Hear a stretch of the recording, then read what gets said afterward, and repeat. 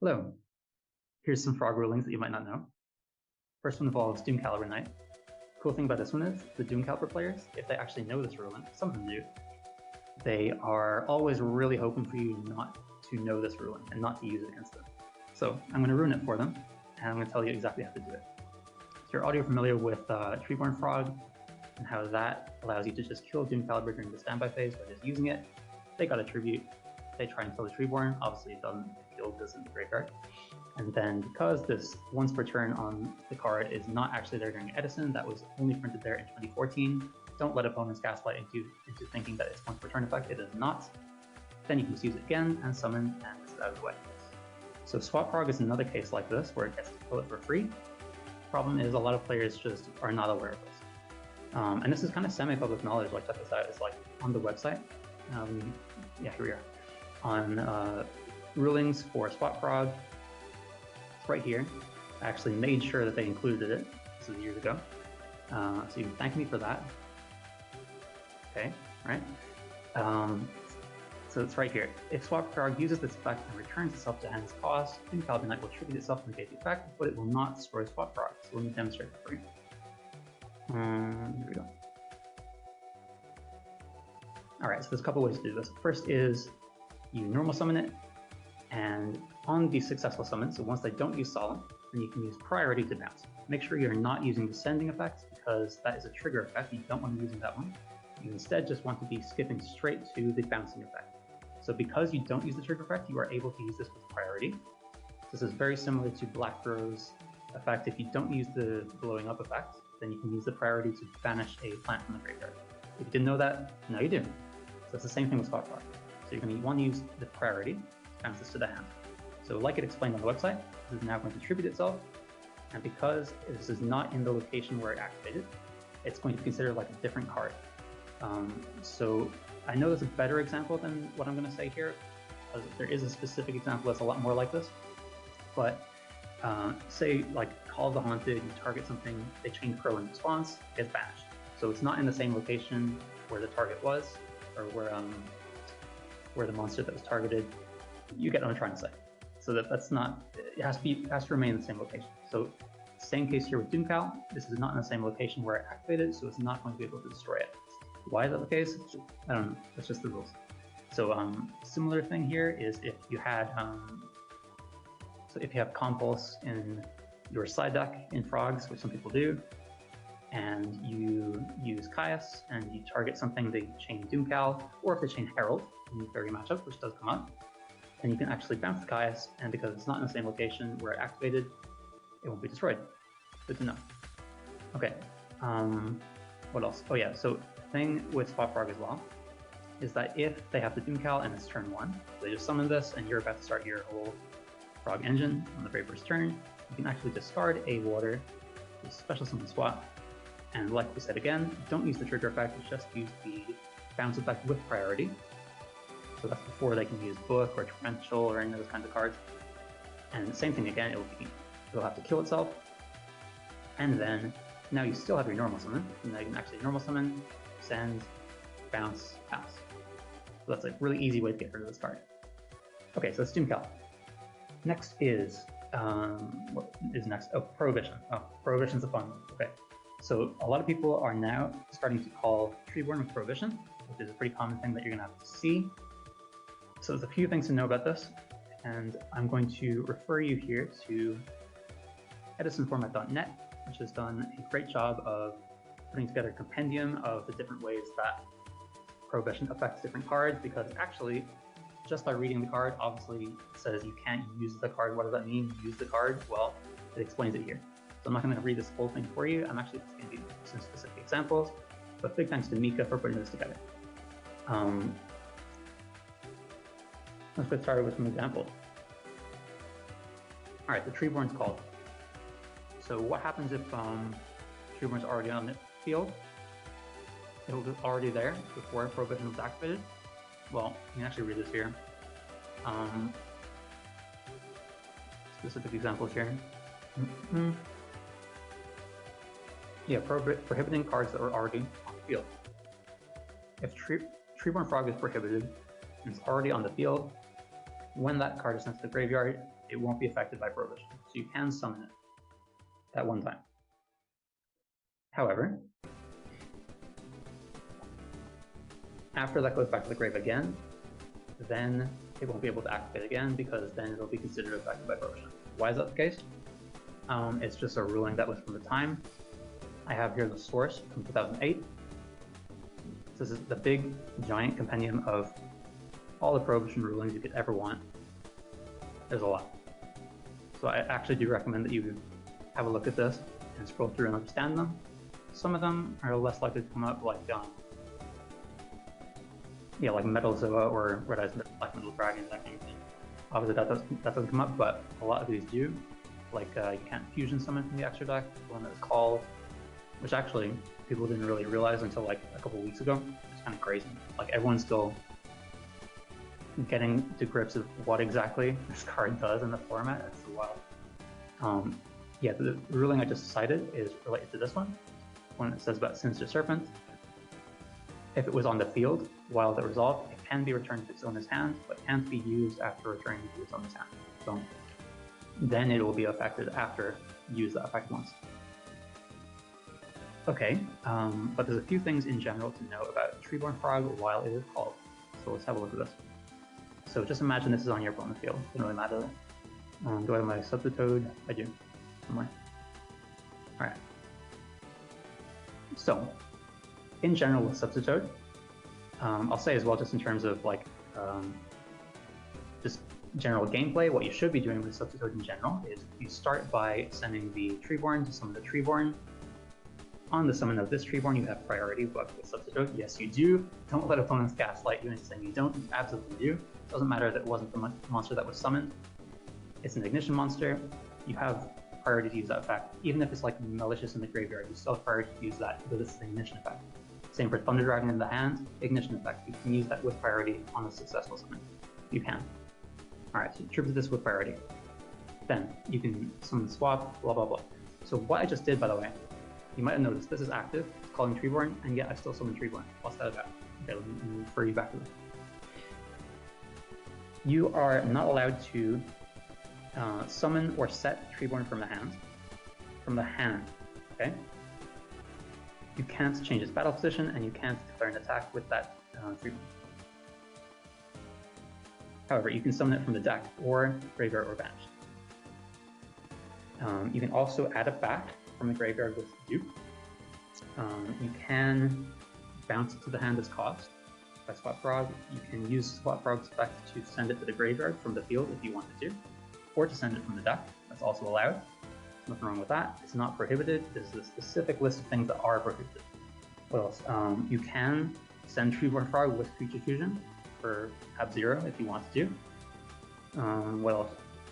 And, like I said, you can tribute it for Substitute. That's one thing you can do. And you are allowed to summon it from deck, but just to reiterate, once it's summoned from the deck, you can't change its battle position or attack with it. You probably weren't going to do, right? It's a Treeborn Frog. What else can't you do?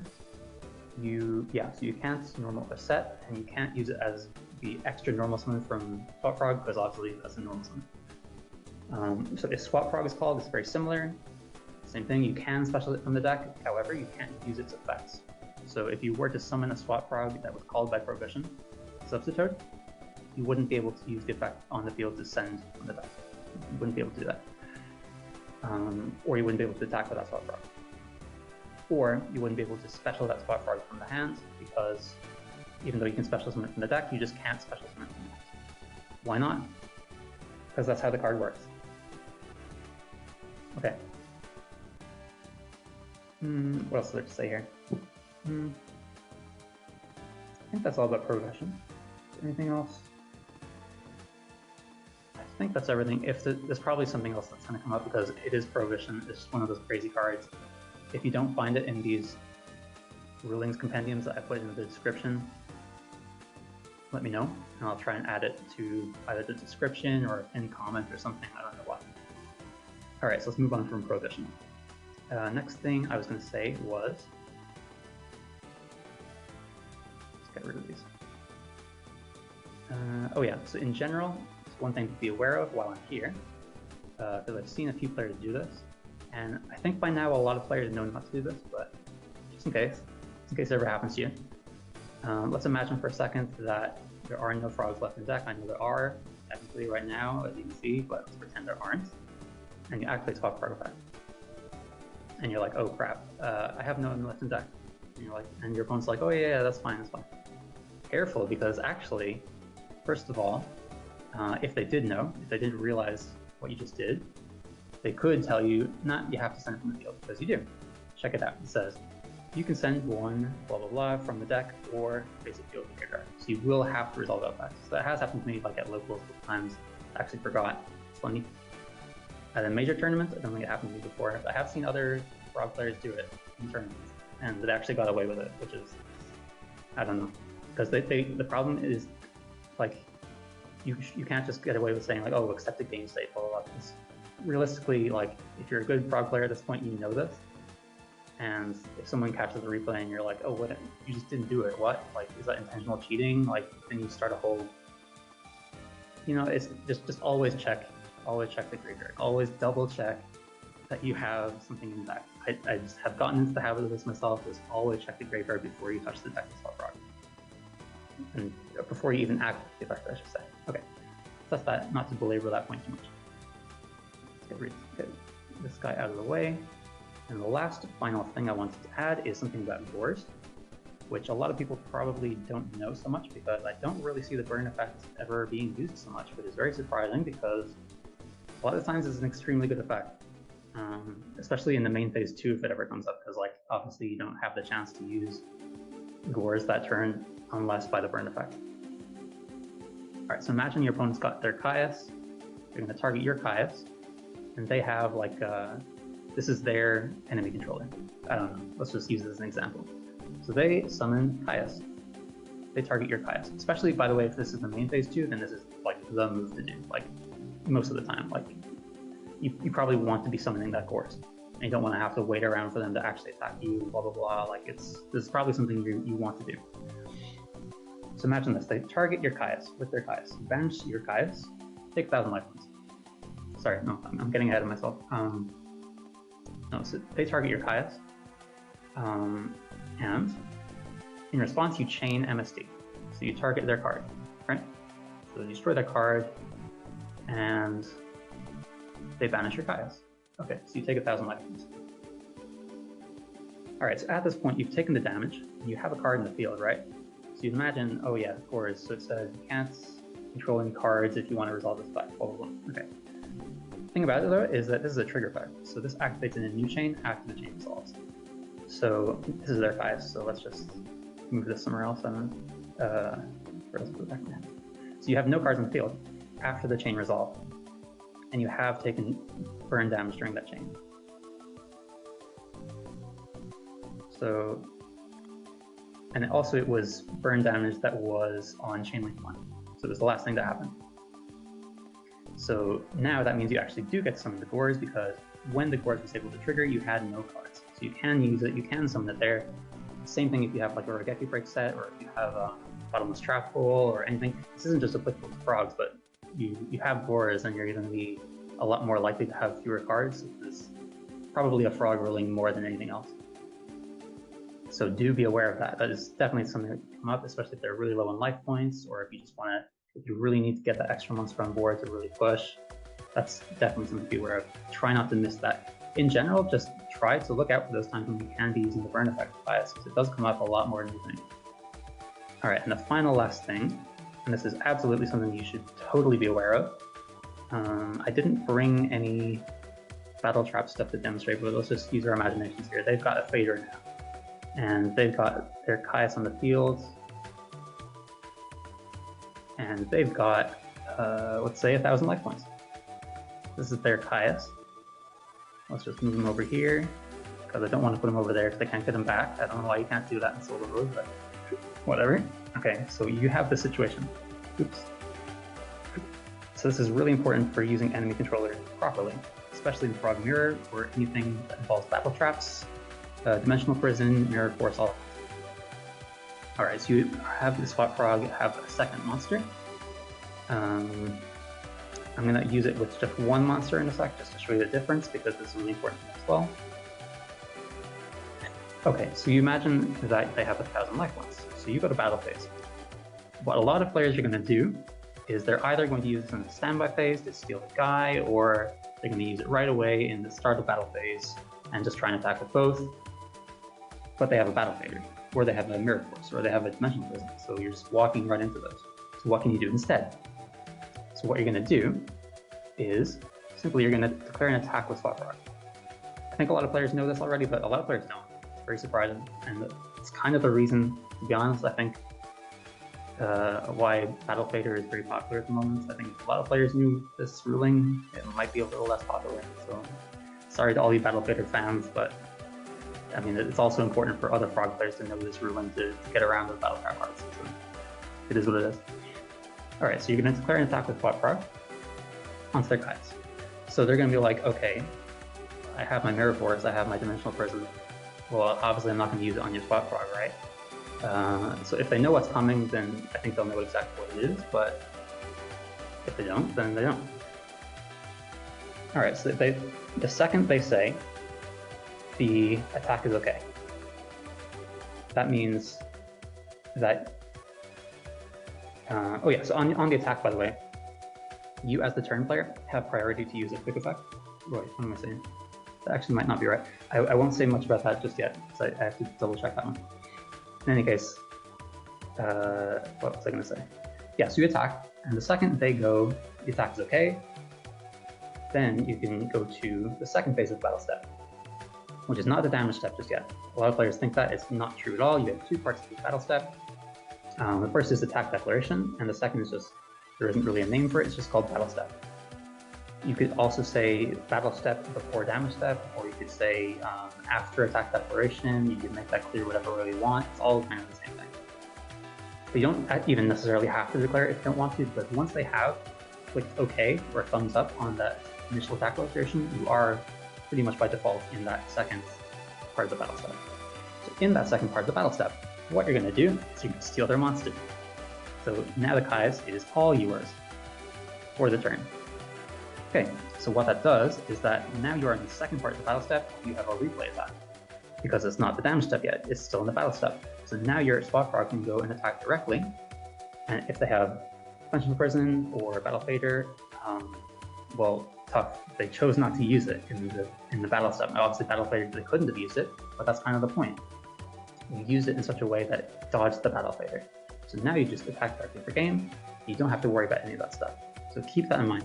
The same thing goes for Raigeki Break. If they have like a set monster, you can attack their set monster. You can ask anything on attack declaration, and then same thing. You can, in the second part of the battle step, use Raigeki Break to kill their face-down monster, and then use the replay battle to attack directly. At which point they can no longer use Mirror Force or Battle Fader and so on. Now, a lot of times they will just flip their monster directly up and be like using like blah blah blah. No, you can go, sorry, no, I had something before the damage step. So you can always just ask them to go back and, you know, because they're actually just giving you free info at that point. Okay, so I hope that makes that clear. And so something else to know about that? Oh yeah, with just one monster. So let me compare that to, so I gave you the example of SWAT plus Treeborn. Now, when you're first testing this out, you might run into this scenario. So imagine the Kais is on the opponent's field again. Same scenario, they have 1,000 life points and a Battle Fader. So you want to get through it. So in this scenario, can you do the same thing? Can you just attack the swap, tribute the swap, take their Caius, and then Caius attack for game? No, because there will be no replay battle that's going to occur. And that's because the monster that was attacking has gone. You need a second monster to be tributing for that in this case. So if you were to do that, you would take the Caius, the attack would stop, and if you were to attack with the Caius, then it would go to a new attack declaration, at which point they would be able to use the Battle Fader. So make sure to have a second monster to use that book. And that just about wraps it up. I think I said everything I wanted to say. Great, so I hope you learned stuff. That's definitely going to win you a game here and there, especially the battle phase thing. I think it's really important. Honestly, it might even lose you a game if you have a lot of battle faders, but sorry. Okay.